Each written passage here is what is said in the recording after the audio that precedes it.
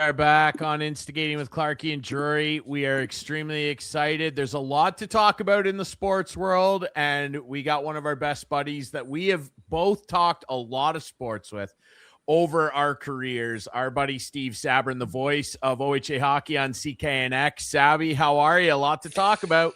Well, also the guy with the worst sports background on this video, but hey, what can we do? That's okay. Fill it out. You don't need all these bells and whistles that I have behind me. You fill it out with your winning personality. And speaking of winning, obviously everybody's focus as we head toward the weekend is going to be on this right here. And that would be, of course, the Super Bowl. And man, oh man, I don't know that anybody on either side of these two conferences had these two teams when we were prognosticating about this at the start of the NFL season in this position. What are your feelings on this Super Bowl matchup here, Sabby? Well, it's an interesting dynamic because it's kind of a rivalry from the last Super Bowl in one sense, but totally different in the other.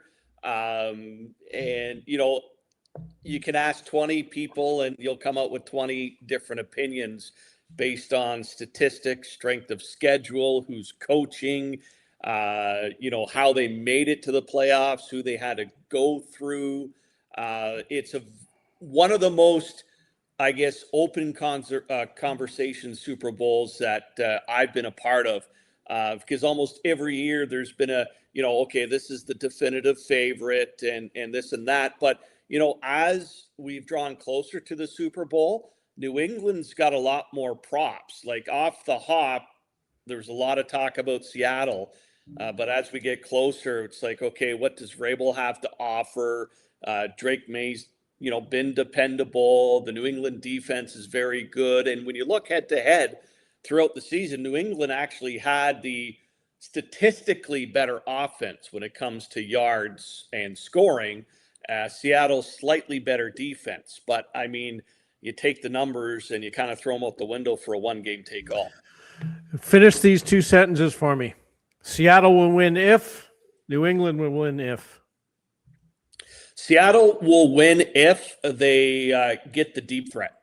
I think New England's susceptible downfield, while New England will win if the defense gets to Sam Darnold early and shake him up. And I think that's a bigger key for New England than the deep threat for Seattle. Here's why. Seattle has more weapons. On the ground, at the receiving position, they're better.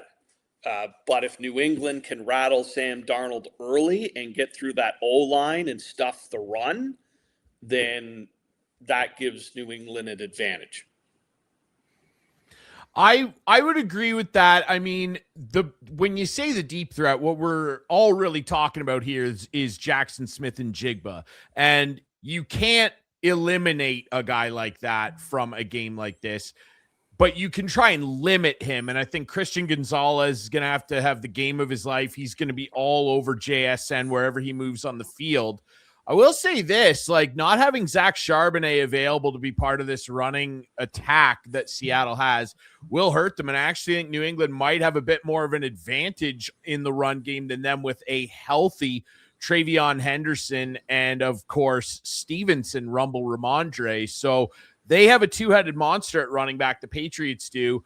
I think they have a better quarterback. But at the end of the day, I think the biggest thing that you mentioned, Steve, is going to be, can New England's defense cause enough problems for Sam Darnold where he maybe reverts back to New York Jets Sam Darnold and he sees some ghosts out there? Because if he's able to have a clean pocket and dump it off to JSN, don't forget about Cooper Kupp. Like, I think that Seattle's got a really good opportunity here. I don't love the 4.5 point spread. I think the Patriots are being significantly disrespected here.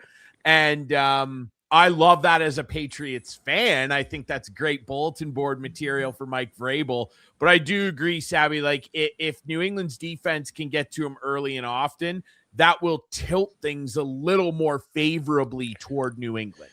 Well, here's the thing that clouds the the predictions. New England and Denver in the AFC Championship, not a fair shake because of the weather. You look at that second half of that game, you didn't see the best of both teams because the weather was just terrible and Denver had a backup quarterback. So you're in a much better situation weather-wise. Players are going to be able to play to their potential without having to worry about slipping 80,000 yards when they fall down. So that's going to be the interesting thing. I will say the one thing that I also look at is test.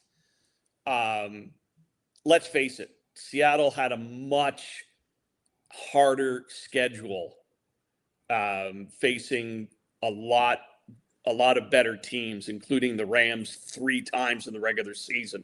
So when you look at getting battle tested and getting the legs going early, will that give Seattle an advantage? It is a big time question for sure. Clarkey, you got any thoughts here? No, I just want your thoughts. Like, it's a Super Bowl. It's supposed to be the best 2 teams. Do you think we're seeing the best 2 teams? Like, as you mentioned, that Snow Bowl in Denver, are we going to see the best 2 teams?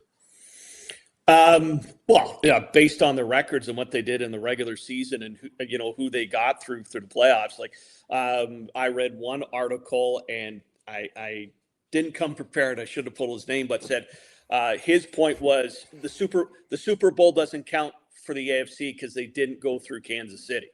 Well, Kansas City, like what does that mean? No, Kansas City was terrible. I mean, that's the nature of sports. They were terrible Absolutely. this year. New England earned the right to be there because they won the key games. They beat Buffalo to get a lead in their division. They clinched their division. So that's, they deserve to be there. They won. I don't think there's anybody else in the AFC that you could say was, yeah, they should have been there. They were the better team. I think New England is right there. And the same with Seattle. I mean, you look at who they beat to be where they are. I mean, that's you can't go through and play, a 20-game playoff against every single team and see where you're going to end up. But Seattle faced the tough matches and they got through. Let me ask you this, and it hurts me because I'm a Leaf fan. But how demoralizing is it as a Bills fan to see New England back in the Super Bowl before the Bills got there again? You know what? I have a few friends who are diehard Bills fans. For me, I just enjoy the game. I'd love to see the Bills win, more so to see my buddies earn that championship win. But I want to see a competitive game between these 2 teams. And you know what? Both quarterbacks. I mean, Sam Darnold has been just completely whipped over the last several seasons on his, why is he there? He's not living up to his potential. He had a great season in Minnesota, then get dropped in the playoffs and then ended up in Seattle. And then you have Drake May, who's, basically following the greatest quarterback of all time, getting New England back to the Super Bowl. So, I mean, it's one of those stories where you're going, okay, I can actually pull for both guys because both have something to prove. And I think that's one thing in the Super Bowl, guys, that we haven't seen in how many years? There's 2 quarterbacks who have something to prove. Over the last how many seasons, it's been Brady, Mahomes, whoever, who you're like, yeah, they're going to get it done probably. Manning, the third, right? Yeah, Clarkey, if I can just interject here, I'd love to answer your question to Steve about the 2 best teams. These are the 2 best teams that are playing. And for all the reasons that Steve already detailed with Seattle, says the Patriots fan. They deserve to be there. No, not says the Patriots fan, says the numbers. Everybody's going, the strength of schedule, the strength of schedule. I want everybody to remember that when Lamar Jackson won MVP, he had the 2nd softest schedule in the NFL that year based on winning percentage of the teams he played. When Josh Allen won MVP last year, 4th softest strength of schedule. So this strength of schedule stuff that they're levying at the feet of Drake May and the New England Patriots is an absolute joke. They beat who was in front of them, and most of the time they did it handily. They faced 6 top 10 pass defenses this year in the regular season. You want to know what their record was against those defenses? 6-0. 6-0. In the playoffs, Drake May and this New England Patriots team became the first team ever. Let me say that one more time. The first team ever to beat 5 cumulative top 5 NFL defenses in the playoffs to make the Super Bowl. They beat the number 4 Chargers, they beat the number 1 Texans, and they beat the number 2 Broncos. First team ever. So for anybody who's out there going, oh, the Patriots had such a soft schedule, they had to go through defensive monsters. I don't want to hear about Jerry Stidham and how snowy it was in Denver. It was actually a disadvantage for the Patriots more so than Denver because they were wearing white uniforms in that snowstorm. So I don't want to hear any more about how New England's soft and they got here because what a gift of a regular season. What color helmets were they wearing? Silver. So here's the thing, Ryan. The one thing I will say about that, though, is the Patriots offense didn't beat Houston. The Patriots defense was the key to that game.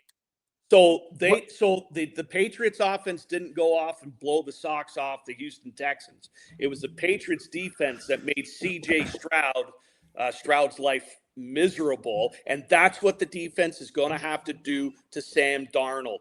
Because if Sam Darnold gets the time in the pocket and is able to hit those key receivers, New England will be in trouble.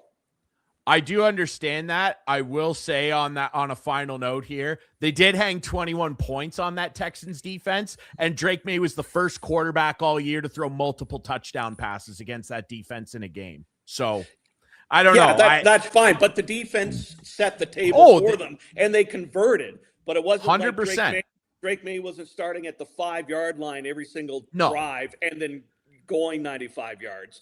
He did what he needed to do. He was, and the thing is, what Vrabel does as a coach is he doesn't put May in situations that he can't perform. He doesn't ask May to be Superman.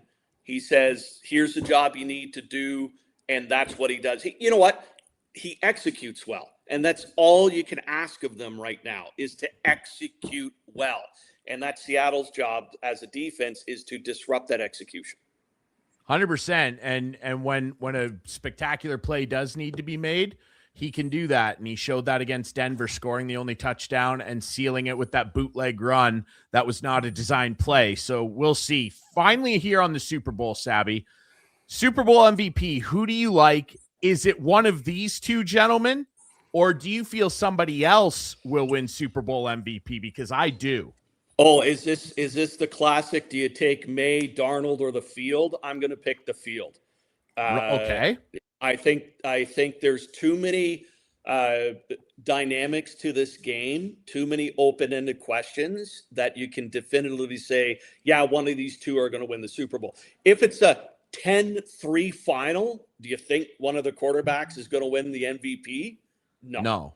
Right? So I think it's wide open on someone who can come in and grab the MVP for that. I'll tell you who I like. I think if the Seahawks win, Jackson Smith and Jigba's winning MVP. He might have like 2 touchdowns, 10 catches, something insane like that. If it's the Patriots that win, Drake May will be the MVP. They need Drake May to be the best player on the field. He's capable of it, and I think that it will be him if the Patriots win. I got a question for you guys before we please get off. Number 1 Super Bowl appetizer. What's going to go for the Super Bowl appetizer, guys? What's appetizer? So like wings would be during the game, right? More. Well, wings could be considered an appetizer. Well, then it's wings for me. It's wings for me too. Like wings. Now, here's a better question because I think we'd kind of all be on the same page there. I've seen both of you annihilate wings. You guys have witnessed me annihilate probably more. Are you a flats or a drumstick guy? Because I might have a controversial take. Drumstick. I'm drumstick too. 3-0. I thought you guys were going to be on top of me for being a drumstick guy. No, Okay, because definitely flats drums seem to be the more popular thing. Well, but that's I'm a good. drum Leaves guy. us the drums. It leaves us the drums. Flats are great when you run out of drums.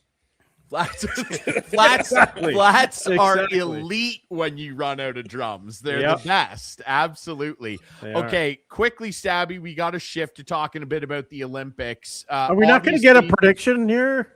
Oh, you want a score prediction? Well- Okay, Stabby, how about you get us started here? Seattle 27-17. Okay.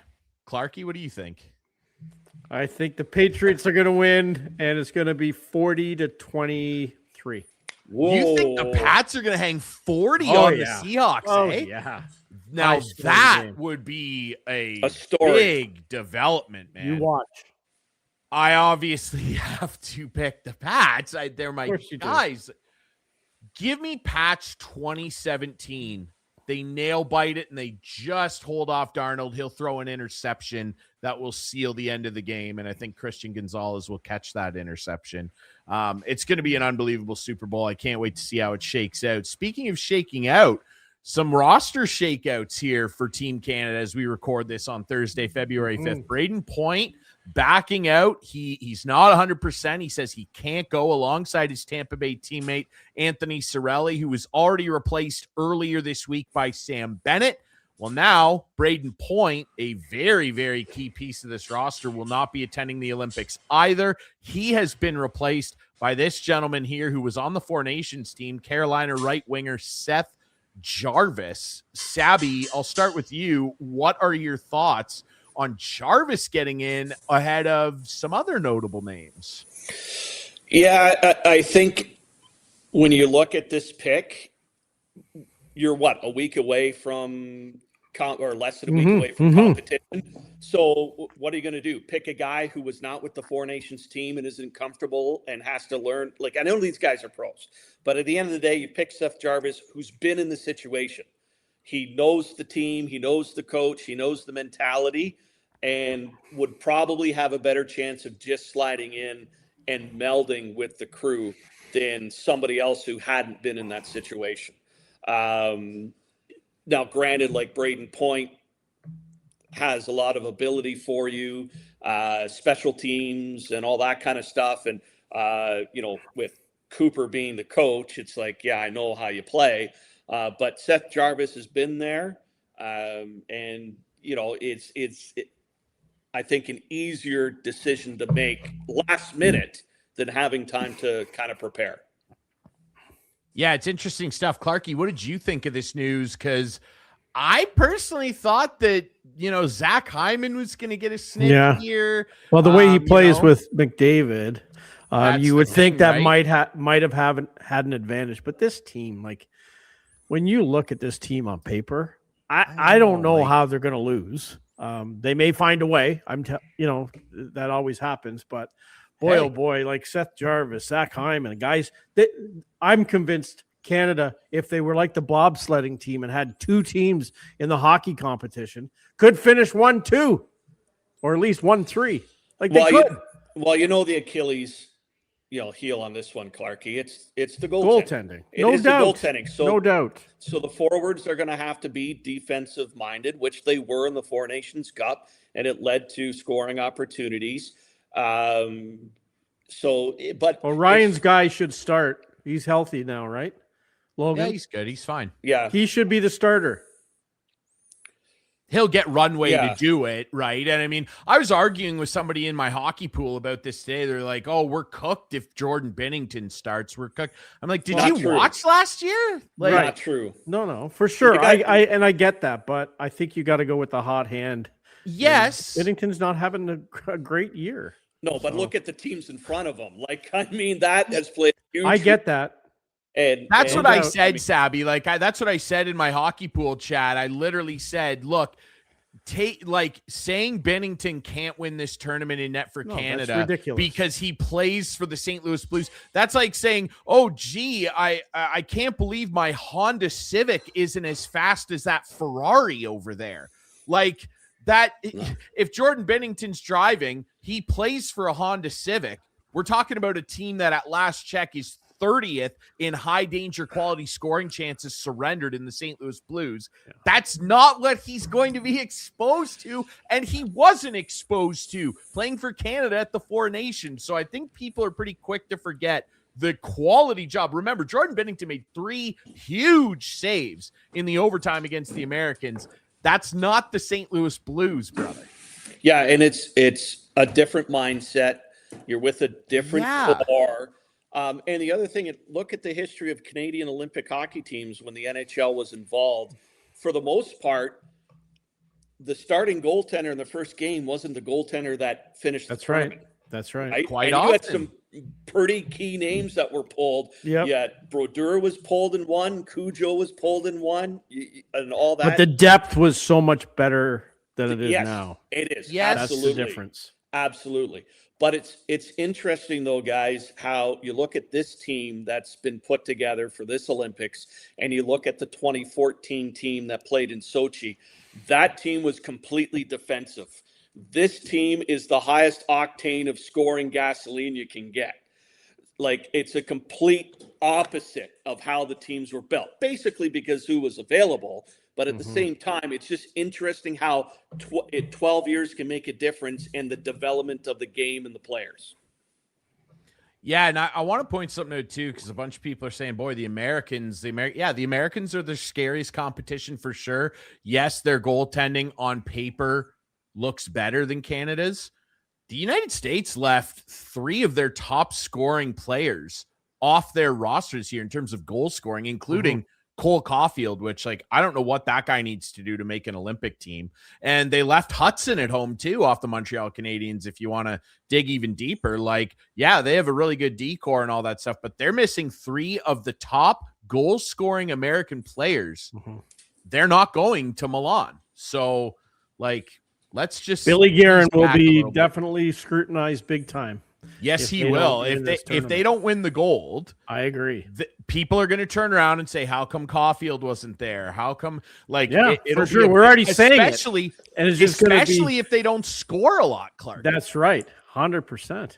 Absolutely. So, well, and the other thing too is when you look at the officiating, again, the rule books, Four Nations Cup, NHL style. This is international. And yes, Who will the refs be, though? NHL refs, right? They're NHL refs, but I hope it's called the same. Clarkey, you're not going to get a drop of the gloves on the opening face-off. Like, that's not going to happen. You're not going to have fights, right? No. You're not going to have the physical unless the players and coaches are willing to throw a guy away for whatever reason, and they do that in a U.S.-Canada game. But it is going to be I think it's actually going to be a much faster skill game than the Four Nations final was. And not as much as the other physical stuff, which I think it gives Canada the advantage because you got 2 guys that can flip physical to skill in Sam Bennett and Tom Wilson on a dime. And I think those 2 players are going to be very dangerous coming into the Olympics for any team facing them. Yeah, 100%. It's going to be interesting. Sabby, we really appreciate this. We know you got to get to curling, so we really appreciate you taking some time for us, brother. Thanks so much for doing this, eh? Just one note, guys, and I don't know if you saw it today, but the unfortunate situation with Finland's women's hockey team. Yeah. And we're going to talk about that. And the norovirus going in, if it's already there, how many more stories are we going to hear about athletes going down with sickness? So if something that may derail an athlete or a team, like, look out, because that's not something to fool around with. No. Scary stuff for sure, man. We're going to be keeping tabs on that. Sabby, thanks so much, brother. Enjoy curling. Thank you, gentlemen. Talk to you later.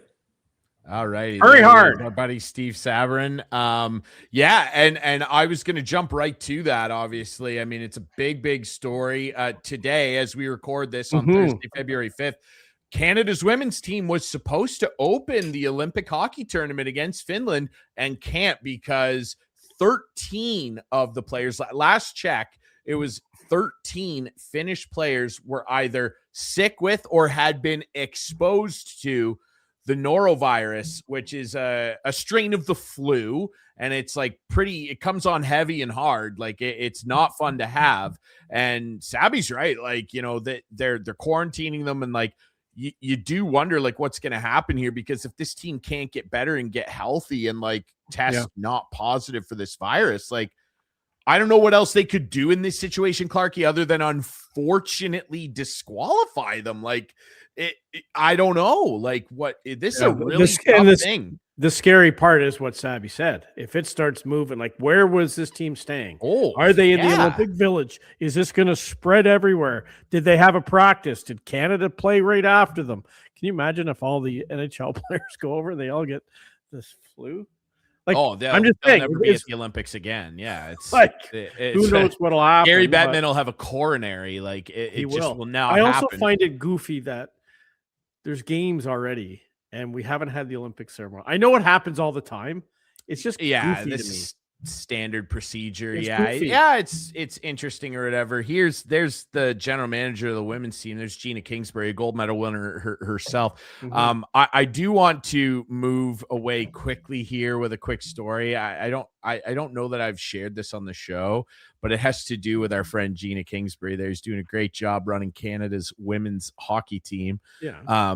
I met Gina once and interviewed her on the air. I worked the Hockey Canada tournament. It was the Canadian Under-17 Women's Nationals.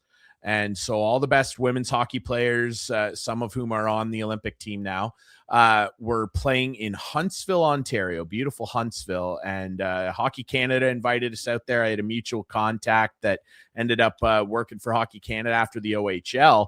Invited me and a couple people out there to call the tournament, and Hockey Canada treated us amazing. They set us up at the Deerhurst Resort, which I'm sure you're familiar with. Really nice. I walked into my room and was like, this is really extreme. They took great care of us. Yeah. And during one of the intermissions, Gina Kingsbury was the general manager of, I want to say, the Quebec team, who was coached by Jocelyn Thibault, former NHLer. How about that? I know that. Yeah. And so me and my friend Alan Atmansky, who is the host on Kingston Frontenac's games, great guy. You wouldn't like him. He's a Montreal fan. We're on the air doing it, and we had a producer there named Kyle. Kyle, great kid, like young guy, like just kind of getting into the industry. And we get to the intermission, and Kyle had been hammering pretty hard on a bag of Doritos. Well, Gina Kingsbury comes up onto the stage, and Alan and I talk to her, have a great interview. She was super awesome. And she had her gold medal with her, actually, and was, showing it to the team. And just, it was an amazing thing to have someone like her there and be able to interview her, let alone see her. Yeah. Well, we wrap up the interview, and, we get off air and head to a commercial, and we're all shaking Gina's hand, like, Gina, thanks for coming by. And Kyle goes to shake her hand, and it is covered in Dorito dust. And Gina Kingsbury, esteemed Canadian and gold medal winner, looks at him and is like, I don't think so, bud. And we died. Like we made fun of Kyle the rest of the week. To this day, every now and again, I hear from him or check in with him, and we still to this day call him Dorito Mitts. Like it's just a bad look. It was so fun. Every time I see or hear of Gina Kingsbury, it's the first thing I think of. Anyway, hopefully the next thing we think of is another gold medal for the women's team. Yeah. And the men's team too. There's going to be a lot of conversation, as there always is, Clarkey, about Seth Jarvis getting to go and Hyman didn't go. And I think everybody thought, maybe not everybody, but lots of people thought the same way you did, that Hyman would go for that McDavid connection, similar to a move that was criticized at the time in 2014. Remember when Canada brought Chris Kunitz for his bud Sid, and I didn't love that move at the time. I thought there were other players that should have went instead of Chris Kunitz, but it didn't matter because they won the gold medal. And no one will talk about this if Canada doesn't win gold. But if they do, it's unfortunate that some people will probably turn around and go, if only they brought Hyman, they would have won gold. And that's just not fair. And I don't love that aspect of it, buddy. No, for sure. And as I said, there's so many good Canadian players to choose from. Loads. Loads So, of good players. yeah. And I feel confident and perfectly validated in being this brazen. I think Canada's winning gold. I think, why would I not be supreme? People are like, oh, well, our goaltending. Well, whoever's in net for Canada just has to be really solid Yeah. across, Yeah. 14 days or whatever. Yeah. These guys are more than capable of doing that. Jordan Binnington showed that at the Four Nations. He did. And he stood tall in overtime.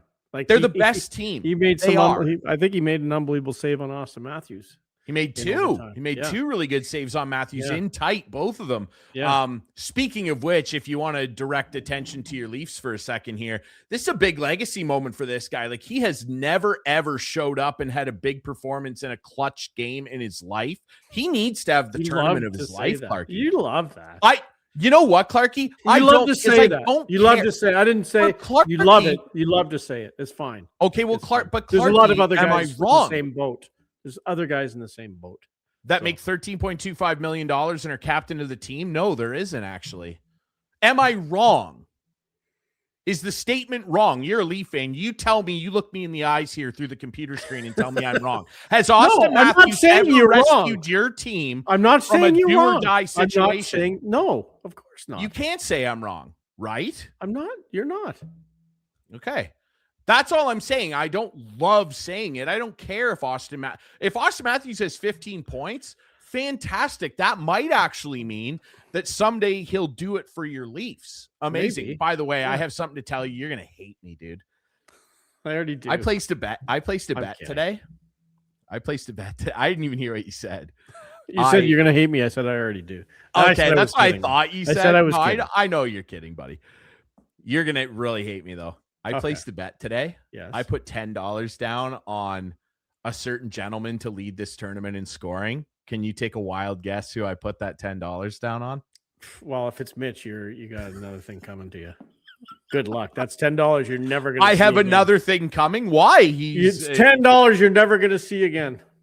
Why? He's especially an extremely talented player, and he'll play. What has he done?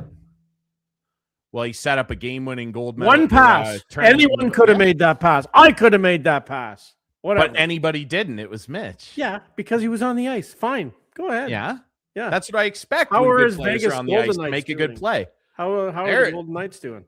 They're a strange beast, eh? Like, this loser point stuff in the NHL is ridiculous. It is getting ridiculous. They got so many 3-point games. It's crazy. They got to get rid of it. Not I can't stand it. Like, Gary, there's a number of things I'd love to change. The 3-point, the trapezoid, enough. I'm tired of that too. No, I just think we love doing this thing here in Canada, and maybe right now it's because like so many Canadian teams are bad and probably aren't making the playoffs. We love doing this thing where we're like, oh no, here come the United States. What the hell have the United States ever done? And I'm not trying to be disrespectful here. What have the United States ever done on the hockey circuit outside of the Miracle on Ice when NHL players weren't there? Now, I mean, that Russian team, all those guys could have been on NHL rosters the day after if things were a little different in the USSR, but I digress. At the top level, nothing. At the junior level, they have. That's what I'm saying. But they have top level, they haven't. They have one World Cup of hockey upset in 1996. Yeah, no, I think it's great. Up sometimes, like, I'm not a fan. What do you mean by that? Well, just the Bill Guerin, like just what he's. I just don't like hearing him talk about the team and just the arrogance that exudes from him. And I don't know. It just, it just drives me nuts. It does. It drives me nuts. It's just, I just find sometimes the Canadian side is more classy. Can I say that? When they talk to the media, when they talk about the game, when they talk about players, when they do a lot of stuff. So people certainly didn't think that back in 2002 when Wayne was lighting a fire every interview he had. But you know, when you look back on that, like, I agree with it. Like, that cross check, go look this up on YouTube. I can't remember who that was in the back then Czech Republic game that Canada tied 3-3. Mario saved that game for them, tied it at 3 late. Somebody cross-checked Theoren Fleury it'd be a 30-game suspension in the NHL now, but someone absolutely clobbered him in that game in the top of the neck from behind. And I thought Wayne Gretzky was going to kill somebody when he did his press conference after. He was fuming mad, and for good reason. And people here, I hate sometimes the narrative that get, like, when a Canadian gets fired up and gets angry about something, like, people here, I remember, were writing stories like Wayne Gretzky lost his cool. I'm like, are you out of your mind? Did you guys watch the game and see what happened to Theo Fleury? Like, I don't know.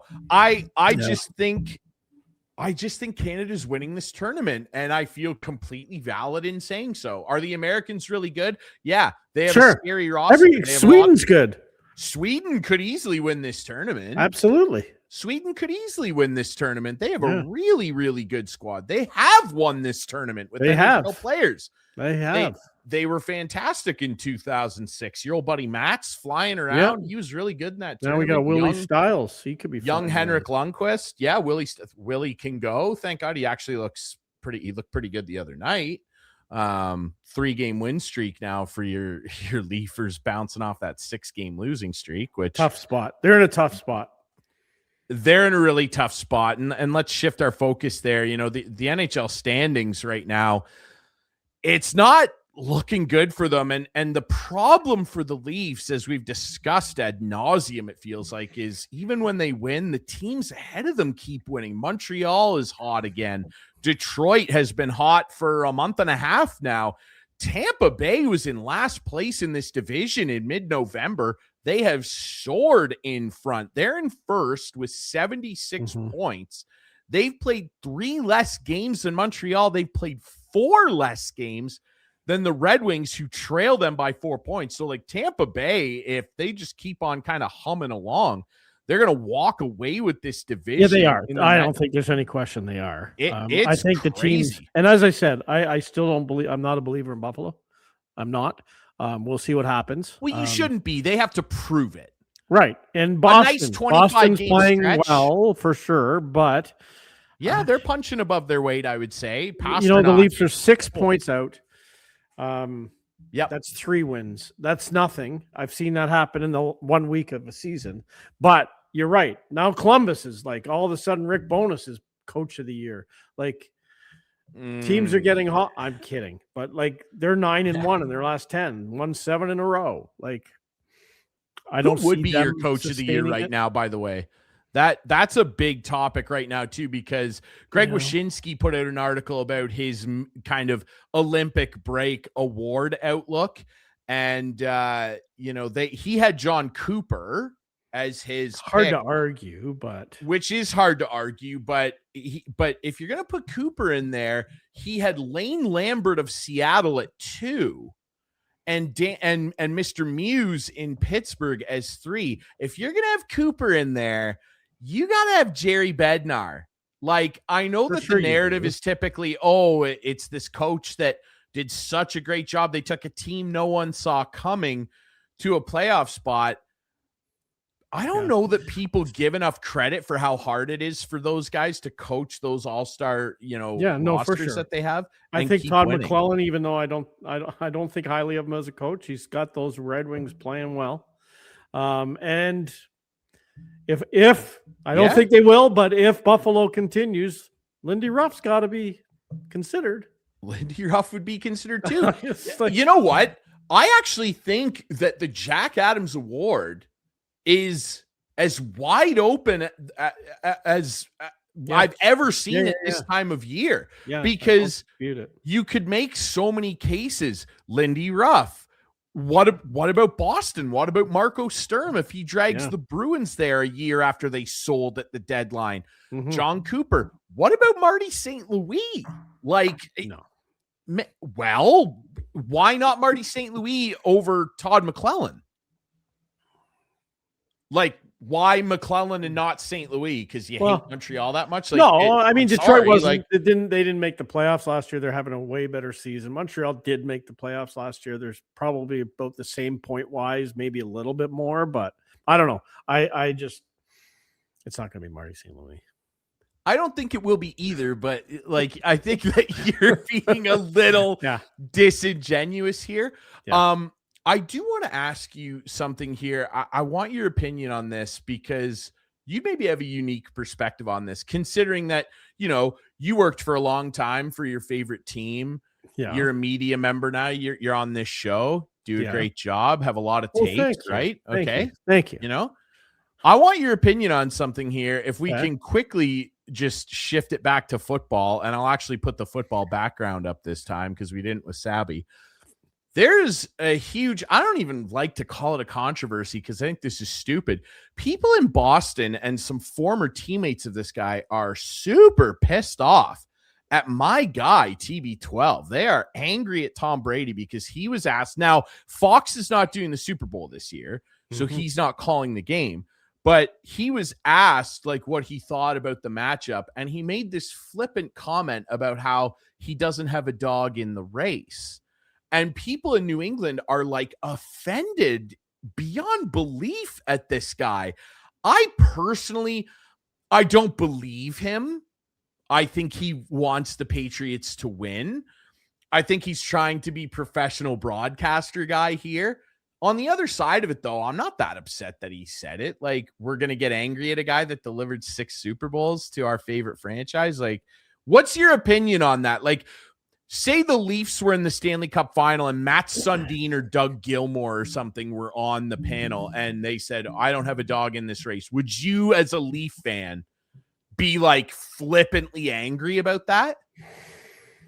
Yeah. You would? Yeah, probably. Absolutely. Like, what are you talking about? You don't have a dog in the race.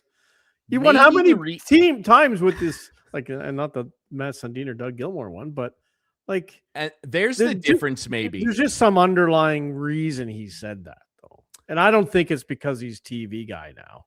People are saying, yes, there's people saying that because old Uncle Bill didn't get in as first ballot Hall of Famer, he's trying to distance himself from the franchise a little bit so that he does get in.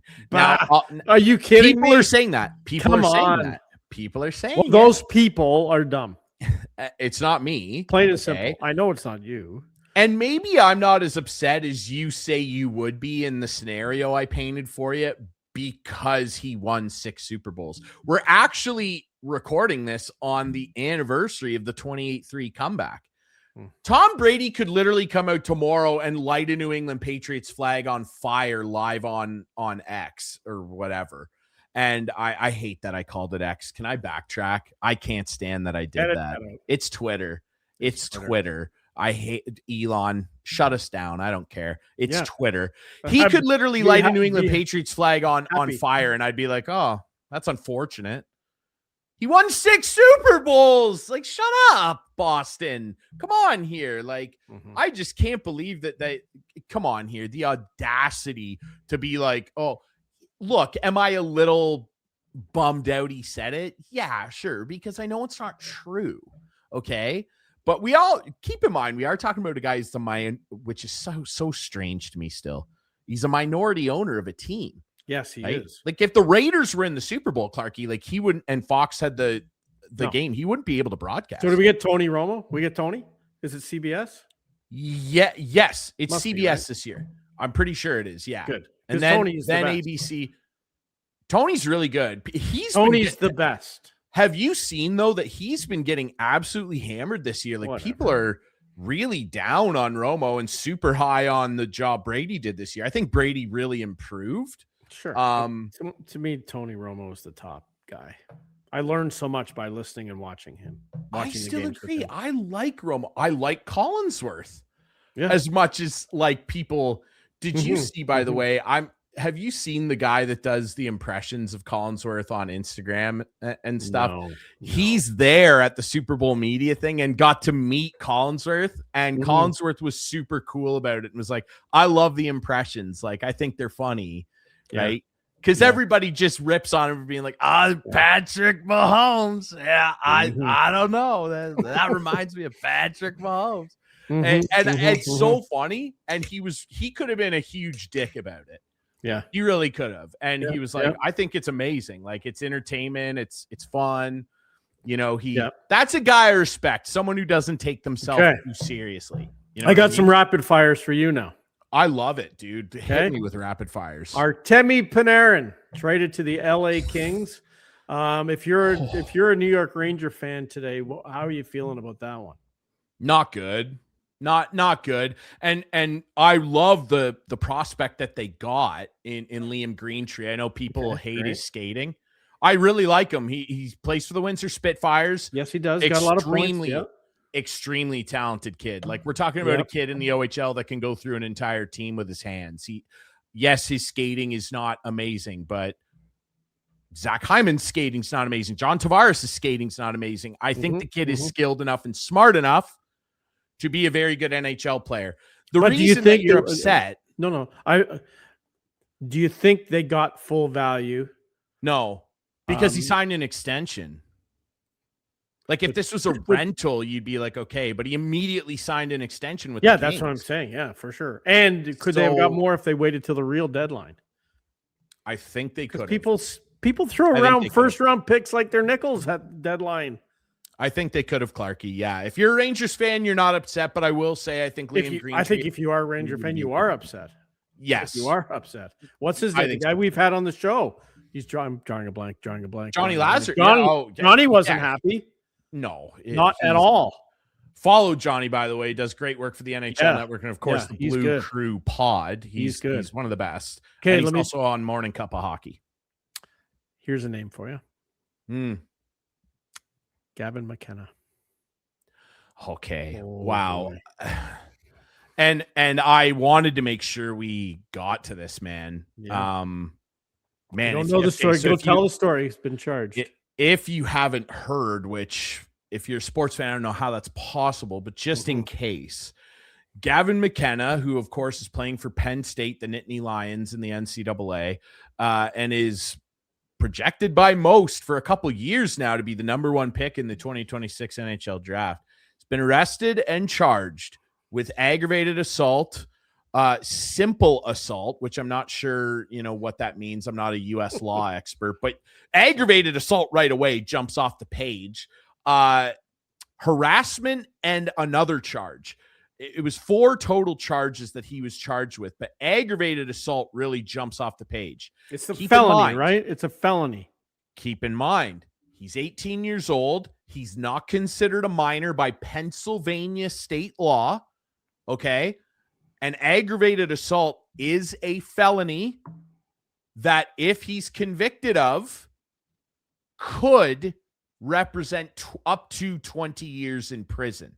Now, I am of the opinion that I seriously doubt someone of his stature, which we could argue up and down all day whether that's fair. I seriously doubt someone of his stature will see any prison time for that. We can also argue that someone of his stature may be brought before the law more than a normal human being as well. You could say that, but I'll believe it when I see it, because I'm just don't have time to run down the countless examples of famous people, let alone athletes, that have been charged with something and get off. No doubt. Okay. Now, this guy's not a pro player. He does get nil money. And by all accounts, he broke a young man's jaw. Mm-hmm. And the man that he hit, it was allegedly an altercation. There was that outdoor game in the NCAA that Penn State was part of. Afterwards, the team was at a bar, and an altercation took place between another person and Gavin McKenna and his mother. The accounts online suggest that someone was insulted. Gavin McKenna took exception to it, and he punched somebody, which resulted in a fractured jaw and a concussion for the other person that is in hospital here. This is serious stuff. Like, this is really, for sure, really bad. And I want to clarify, it's really bad for Gavin McKenna. Like, this is, and for the person involved. We weren't there. I didn't see how this all shook down. I'm sure that there will be plenty more details shared as time goes on here. But when you see Gavin McKenna projected number 1 pick and the words aggravated assault, charged, arrested, you raise an eyebrow pretty quick at that headline. I was getting tattooed yesterday when that headline dropped, Clarkey. Mm-hmm. And I looked at my tattoo artist and was like, did you hear about this? And he was like, whoa, that. Wait a minute. Hello. Wait a minute. Wait a minute. Wait a minute. What? Wait a minute. What'd you get?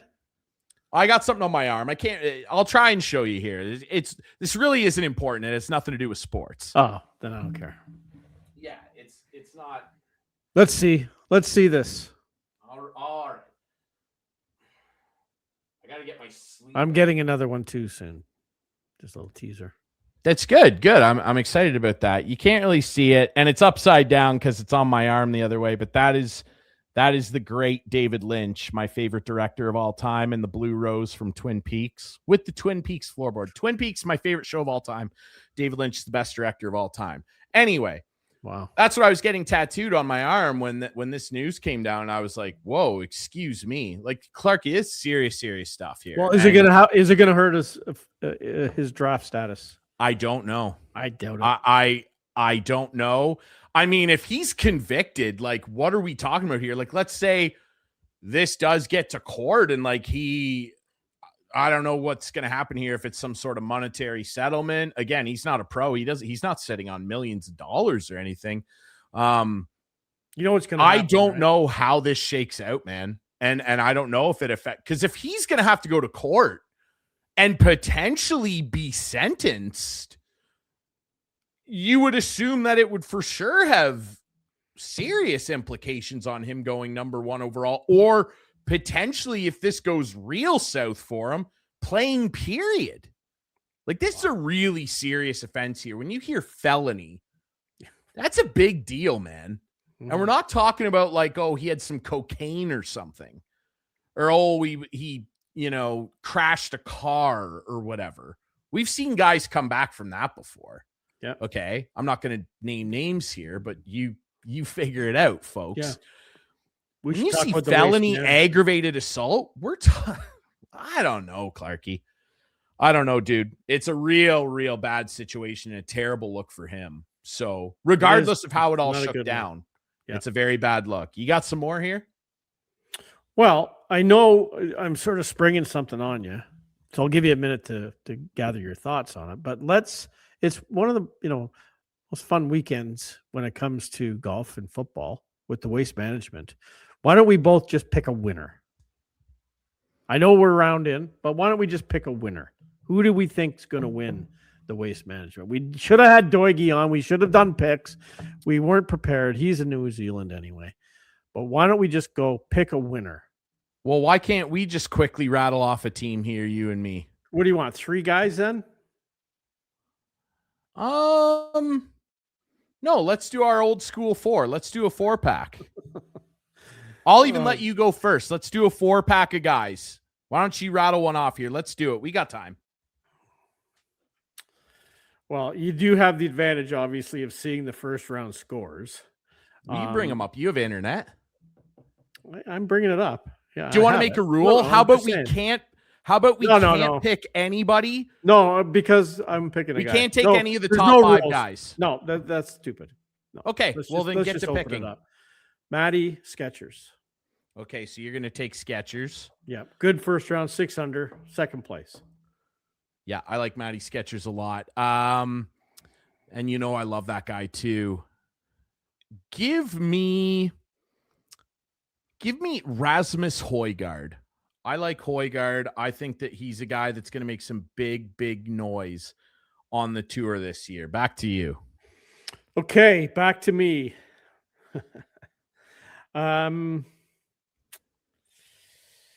Let's go with, usually I pick these guys later, but Mackenzie Hughes, top Canadian right now. Mac Hughes, I like that. I like that for you. Give me my guy, and I think you know where I'm going with this. I pick him a lot because I like him a lot. Give me Hideki Matsuyama. Yes. Yep. Knew that was Love coming. me some Hideki yellow shirt. Okay, I'm going next with Victor Hovland. Another one of my guys. Okay, yes, I like Victor. It's fine.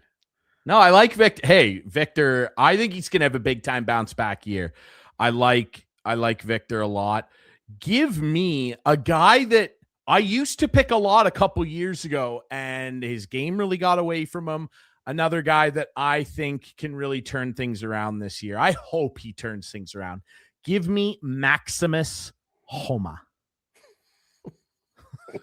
You like that? Maximus. I do like Maximus. that. Yes. I have a little final trend. pick for you. I have a little trend going here, and I'm thinking I might break the trend. Okay. Now, what's the rules? 3 guys have to make the cut, right? Yes. If 2 guys miss the cut and don't make moving day, you're out. Who have you picked, by the way? Say who I've got Rasmus Højgaard, Matsuyama, and Homa. Okay. I'm picking Rasmus Nørgaard Pettersson. Whoa, you're gonna go with Nørgaard Pettersson? Nørgaard Pettersson. Yeah. Okay. I don't know if you've noticed my trend. Yeah, you're picking a lot of guys that are high on the board right now. Well, no, but also there was a trend on who I picked, but that's fine. I'll point that out next week. What is the trend here exactly? I'm not seeing it. It's no Americans.